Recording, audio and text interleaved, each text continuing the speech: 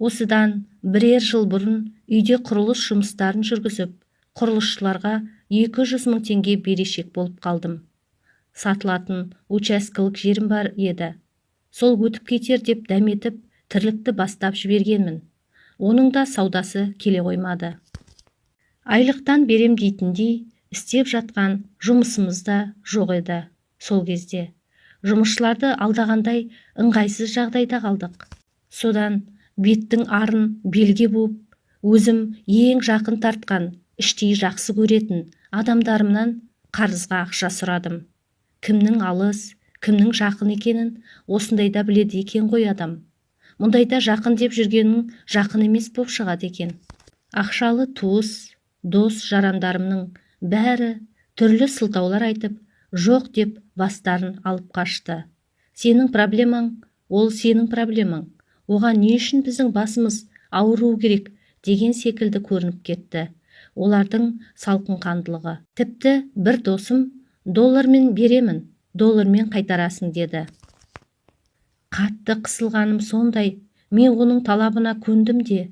Ол үйге барып ойланып көрейінші, дәл бүгін бере алмаймын дегесін сүмірейіп үйіме келдім. Үлкен қызым интернеттен доллардың курсын көрейінші деп қарады да, керегі жоқ, алмаңыз.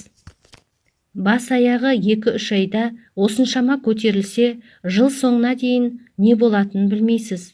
Одан да кредит алғаныңыз жақсы, деді. Сонымен осы шешімге тоқтап отырғанбыз.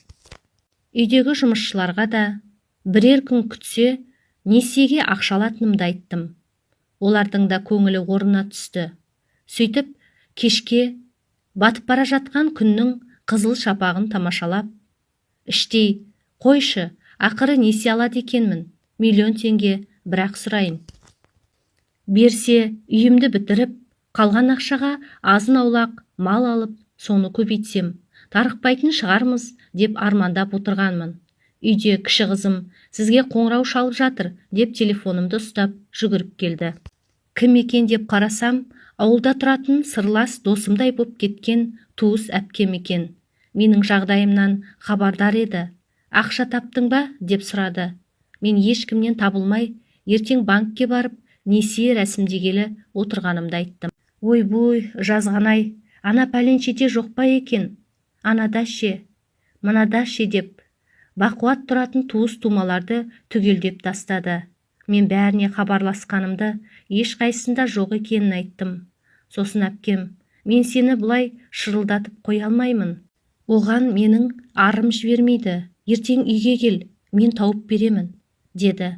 Сенер-сенбесімді білмедім. Жүгіріп үйге кіріп, күйеуіме әпкемнің сөзін айттым. Ол несие алғаннан соның дұрыс екенін айтты. Сонымен ертесі күні ауылдағы әпкемнің үйіне жол тарттым. Шынымды айтсам, бұл кісіде ақша бар деп мүлде ойламаппын.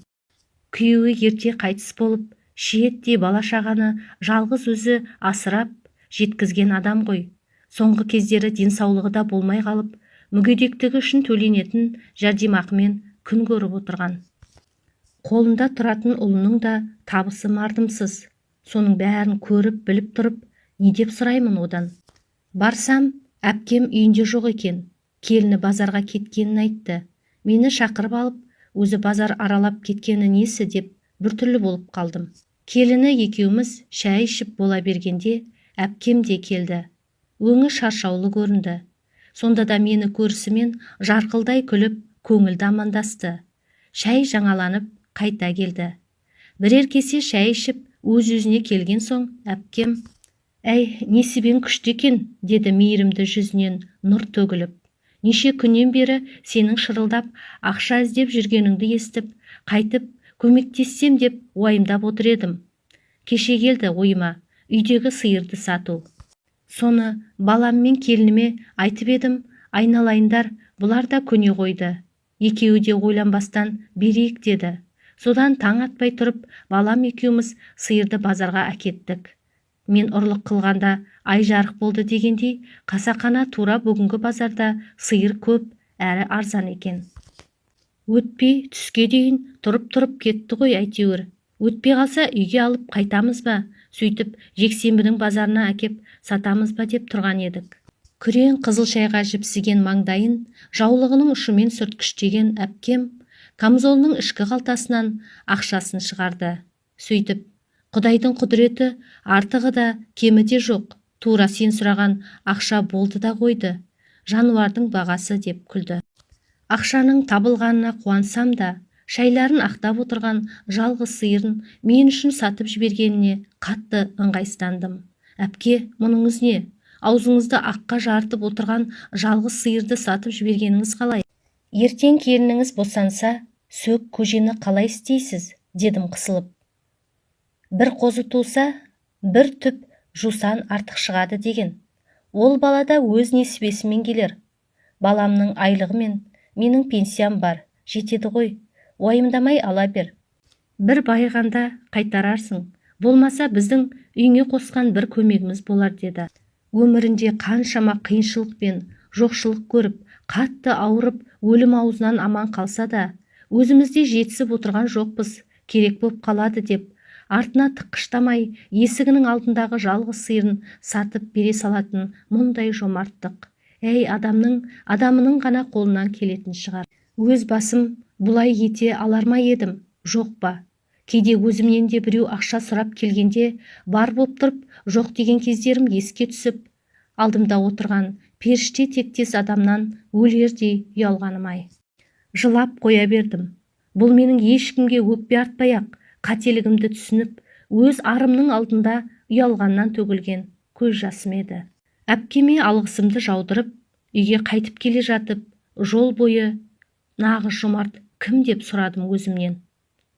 Өйткені мен бұған дейін нағыз жомарт деп, үйі жоқ қиналып жүрген адамға үй әпере алатын, жетім балалар үйіне ақша аударып қамқорлық жасайтын, жолмен мешіт салдыратын байлар ғой деп ойлайтынмын.